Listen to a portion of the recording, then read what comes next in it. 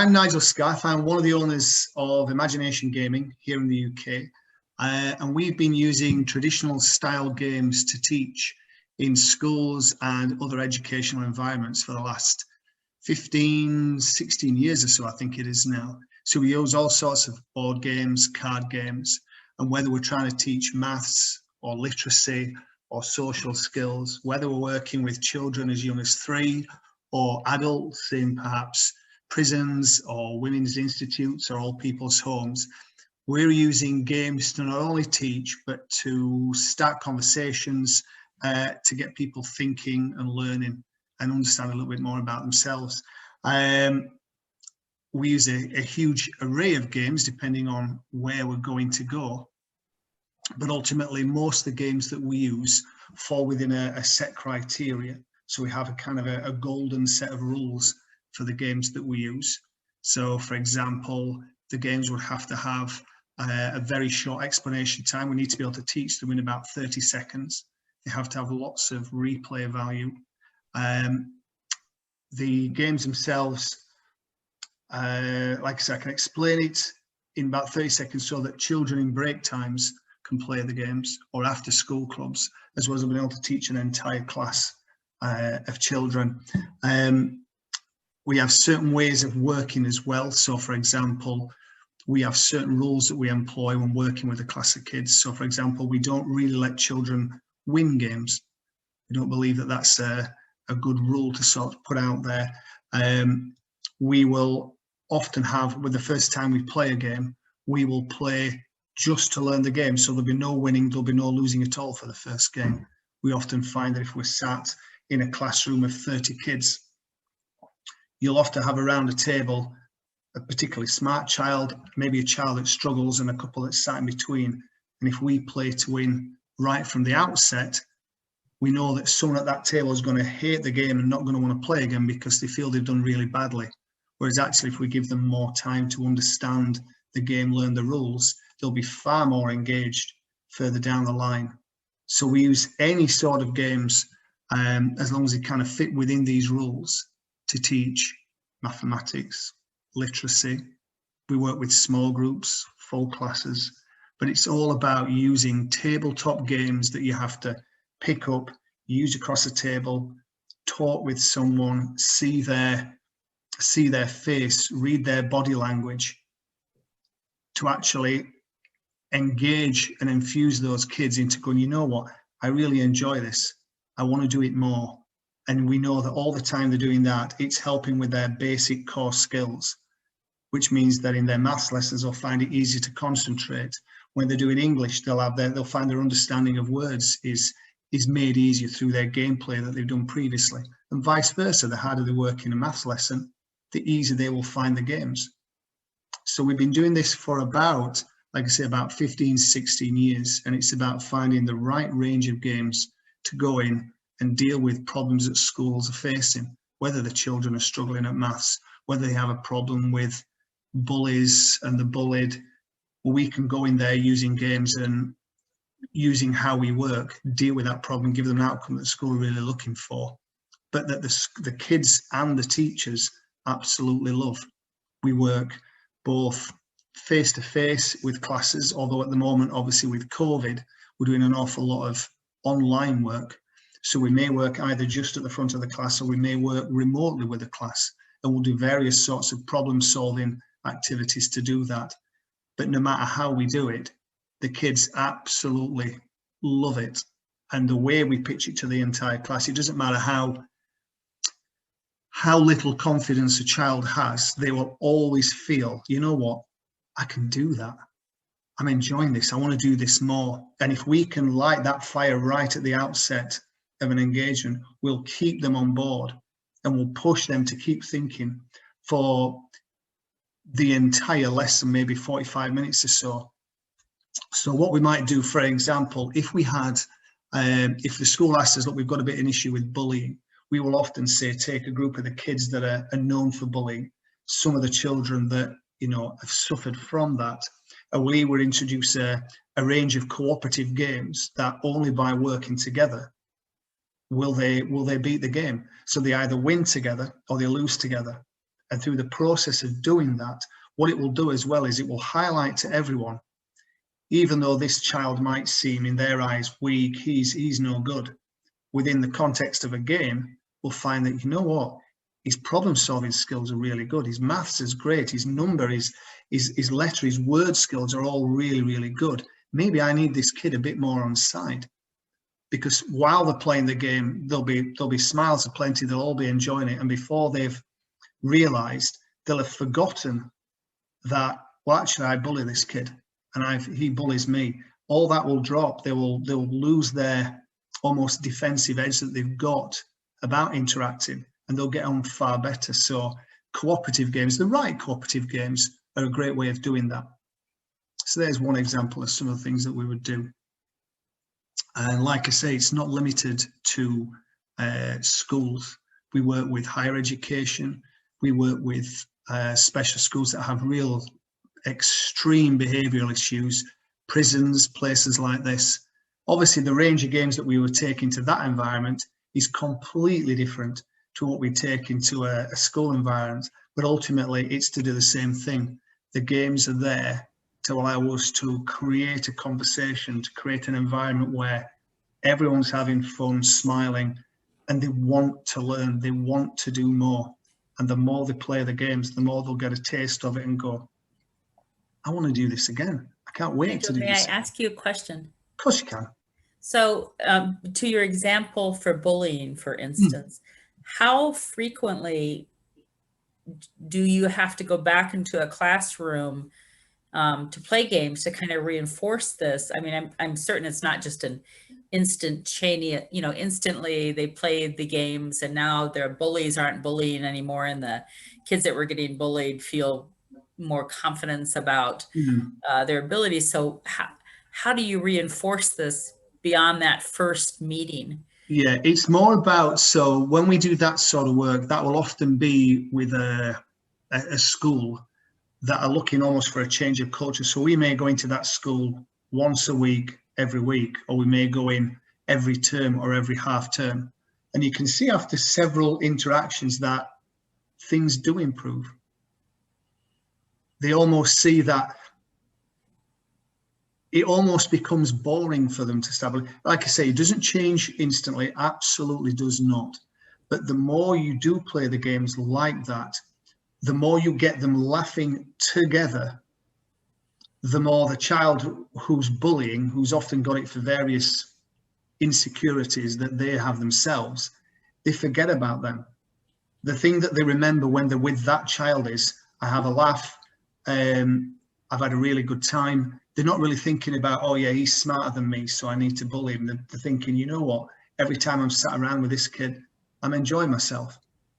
And yeah, it doesn't change the world instantly, but by doing this repeatedly and establishing a culture of, we play games together, and when we, over time, we get the kids to understand the importance of losing well, the importance of winning modestly. And yeah, I mean, we see a lot of anecdotal evidence on a weekly basis of children we've worked with that have had issues, that the way they react now is very, very different. And the teachers see it as well. And the teachers often come back with various bits of information of, you know what, he said this week, which we didn't expect, or he's excelled in this class, or she's done this, that really surprised us. And it's about almost just starting that mindset in the child, getting the teacher to see it so they can all as a group then build on that when we're not there, because we can't be there all the time. Nigel, I have a question. Could you give us an example of a type of game and what you're hoping the students learn from it? I can give you, gosh, lots of style of games. So let me bring up an example of one of the games we would use. So I don't have it on the screen, but I'm sure I'll be able to show you an image of it. So I don't know if you guys can see this. So here's an example of something that we would use. This is a set of games called the Logic Cards, produced by Brain Games in Lithuania. So we will often put this up on a screen for everyone to see in a class working remotely. And the first thing we'll say is, guys, is right, we want you to solve this. And And the first thing we normally get from the class is, what's the question? And I'll go, that is your first question. Imagine you're sat and says, look at all the information that card is putting in front of you. So we can see on this particular card, we have a series of flowers and a different number of petals on each. Yet on the last flower, there's a question mark. So we get the children to look at something and go, right, so taking all that information in, it clearly seems to be asking me how many petals are on that last flower. And then all we throw back at the children is, so in that case, look at all the information clearly.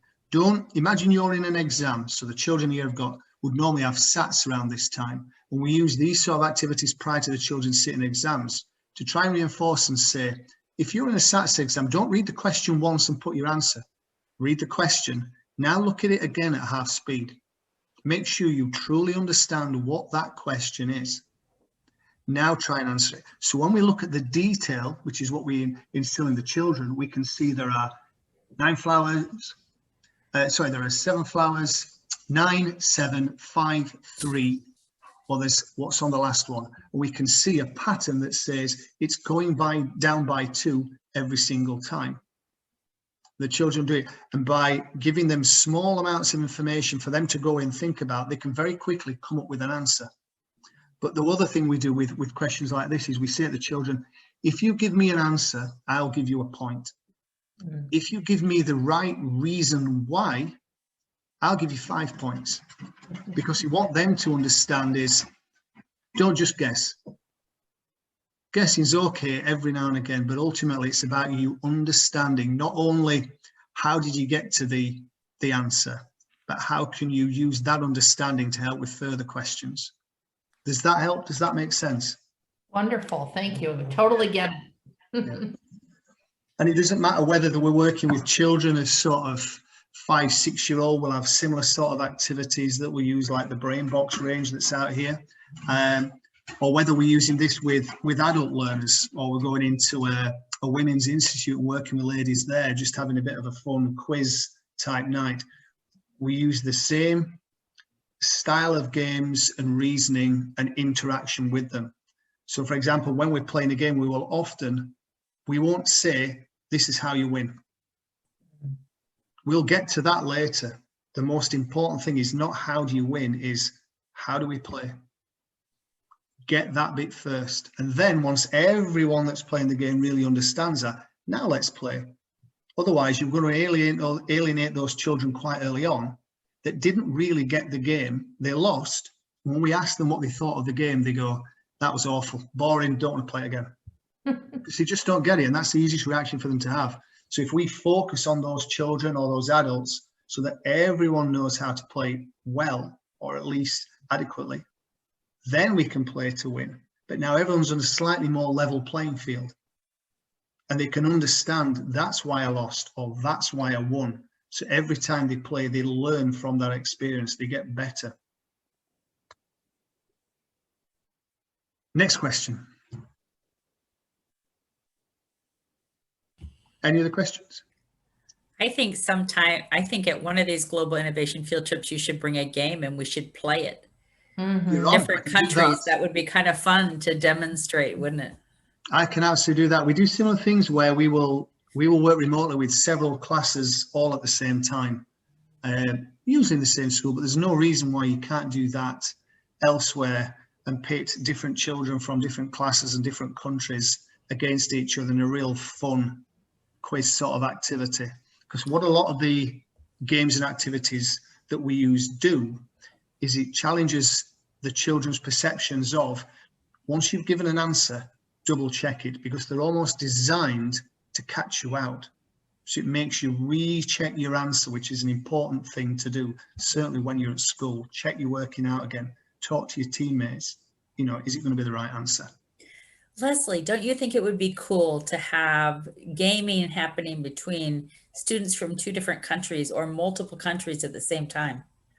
Absolutely. Actually, Nigel, I'm on your website because I was having the exact same thought. I have about 40,000 students in the US, doing invention. And I love what you're saying. I'm a researcher, I'm a professor, and we're having evidence that students through the invention process are learning negotiation skills. Yep. But what we do way before that is wanting to have activities like this. And we have one game we use, it's curiously from a British company as well, where we have the students get to know each other and learn trust and everything, and their ability to negotiate that whole conflict resolution, we're finding in our work really is through games and other things like that, where they're cooperating. So I love this idea. Absolutely. It's hard, I think, for children nowadays in schools to learn because they are surrounded in the world with a million distractions. And I think for education to really progress, they have to look at how do we engage, and games-based learning and invention style learning is clearly a method that is going to work. And I mean, we are launching something later this year where we are going to take part of the UK curriculum, quite a finite area across a year, and we're going to put it out to games companies and say, right, I want you to design a game that will specifically teach this.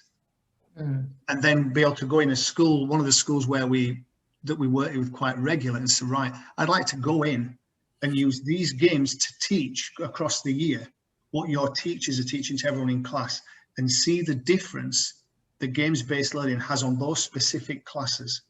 Because if you're playing a game, you're applying the skills that the teacher is teaching you all the time, because retention is not something they're good at, and unless you're constantly reapplying that, you very, very quickly forget it. So we think that sort of game-based learning application is clearly the way forward. That's a great idea. So since Leslie is a researcher, you're going to have to tell her when you start that study. Oh, no, well, I'm sure Leslie will be stalking me on the website by the sound of it. I already am. I have a question for you. So what is the oddest request, or maybe the best, most exciting request? I don't know which is best. Maybe you have one of each. I'm just curious what kind, because of the different requests that you have to solve different issues or develop different skills. I just wonder, what is maybe the strangest request you've had? To be fair, although every school is different and every school is unique, and it doesn't matter whether it's a primary or a secondary school or a special school or a prison, ultimately, the people within those establishments are nearly all the same. It doesn't matter where in the UK I go, most classes actually look the same. You'll have this proportion of children that are just regular kids. You'll have this proportion of children that they're quite high needs. And you'll have this proportion of children that are, wow, they're really bright. And it doesn't seem to matter where we are. You seem to get a very, very similar demographic. So most requests, to be fair, the requests are all, they're all fairly similar, to be honest. Although when we do go into, we do quite a few women's institutes over here, which are fabulous. They're evenings that are run by groups of ladies where they drink lots of tea and they eat lots of cake, and they invite different speakers in at different times of the year. And they're the most wonderful sort of nights to do. They're so friendly, and you meet some fascinating ladies that to see them, you'd think, oh, maybe she's quite old, she's this and that. And they're sharp. They're really interesting to talk to. And some of the requests we get from those ladies is, are there any games you can play with gin? And I'm like, wow, I'm not ready for that. As in gin, the card game, or gin, no. Gin, the drink? Yes. Oh, yes. They love a bit of tipple, those ladies. And it's fabulous. We have really lovely nights and we go there. But to be fair, most of the requests that we get are pretty straightforward. We've had requests about the sort of games, the Inventor Challenge that you guys will be launching soon. We've had schools started asking about that. We get requests to do bits of translation work or games consultation. We get all sorts of stuff, but it's all fairly similar, to be fair. Nigel, did you mention earlier that you do some work in prisons? Yeah, we have done. We Oh, do. You know what? Do you know what it's really exciting about that is that there is a country evidently that feels like it's worth rehabilitating prisoners and spends the money to do that or the time to do that or just cares enough to do that. I think that's really pretty cool. I think it's, don't get me wrong, it's not easy even getting an audience in there. And I think, as everywhere, probably in the Western world is at the moment, funding is really difficult. So we're always looking for new ways of basically able to keep going and doing what we're doing. And it's all about, you almost have to prove what you can do before you can get in there, which you can't do unless you're in there. So when we go in places like prisons, what we've always tried to do in the past is taking games and activities that create a bit of a rapport between the inmates and the officers, or the inmates themselves, and do things that allow them to put this into gear rather than sort of put this into gear. So the times we have been in have been really great days. We've never seen any issues, any trouble. It's been a really enjoyable day, and you come out with lots of handshakes, people saying that was really different. I really appreciated that. But ideally, you want to roll it out on a big scheme and get some data together to prove this is the effect that it's going to have if you continue to do this. And again, it won't change anyone overnight. It's about constant repetition and giving them the opportunity to do things like that. But it's something we'd love to do more, definitely. So what is it that you need? What does Imagination Gaming need? I guess what we need at the moment is, I mean, it's going to be, I think, a very busy year for us in terms of schools. We're always looking for new opportunities. We're always looking to go, right, what can we do abroad? We should have been working in Italy last year, but COVID stopped that. We have interest in other countries where they'd want to do Imagination Gaming in their countries. And we have a little franchise over in Cyprus at the moment. We'd probably like to establish more things like that, to be fair. I guess what do we need right now is we need COVID to be tackled and dealt with so we can get in there, be a bit more hands-on, and actually, again, start showing why it's so important. Because right now, the kids really need it. And then as an example, one of the things that's happened in one of the schools that we're going in is we did a lot of online activities where we invited parents to play the games with their children online as a big group. And it was so popular that the parents have come back and said, when he comes into school next, can we do something after school where we as parents can get involved again? Which is a lovely thing to hear, because we know a lot of parents have struggled with lockdown as much, if not more, than some of the children have. And to get people turn up at the school and go, we can't wait to do this with our kids again, was a lovely thing to hear.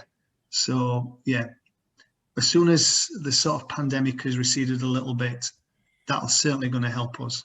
I'm pretty sure that I heard one of our young innovators when I came back on this morning it's on his short list to take care of that. So I think perfect. Time to drop me a line. Yeah, time to give me a ring. I can't remember which innovator it was, but one of them is curing COVID. That is perfect. Time to get over here right now. Get on the next plane. I'm serious. I think we should do something across the oceans. We should do something collaborative. I'm very happy to consider anything like that. From anyone that has any ideas or thoughts, we're always looking to innovate and come up with new ideas, and working with different teams across the world just sounds exciting, and I'd be really happy to do that. I want to watch it too, so I'm just going to be that nosy spectator. You do that. You do that. But no, we love doing that, working with certainly groups of kids, the teachers at the same time, the parents.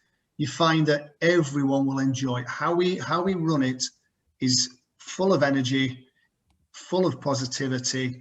We can be a little bit cheeky, we'll be taking the mickey out of people sometimes, but ultimately it's all about making people feel at ease, wanting to be there, and just putting a smile on faces while the brains are in gear. That's what it's about. If you can do that, you're halfway there.